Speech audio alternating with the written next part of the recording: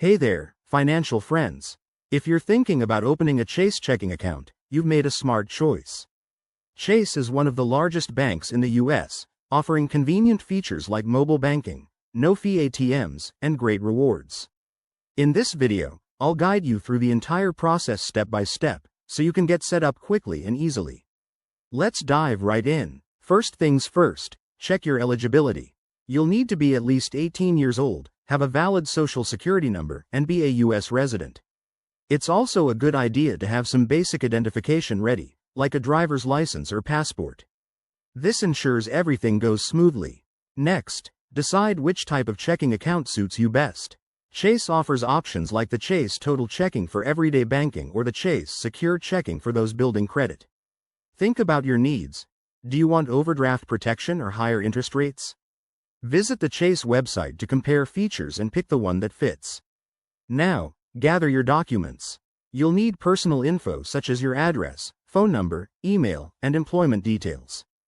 Don't forget proof of identity and possibly a way to fund your account, like a debit card or check from another bank. Time to apply. The easiest way is online through the Chase website or app. Just click on Open an Account, fill out the form with your details, and follow the prompts. If you prefer in-person help, head to a local Chase branch. They're super helpful and can walk you through it. Once your application is submitted, you'll need to fund your account.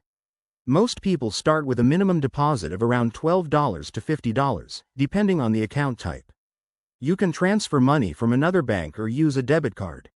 Finally, after approval, activate your account and start using it. Download the Chase app for mobile deposits, bill pay, and more.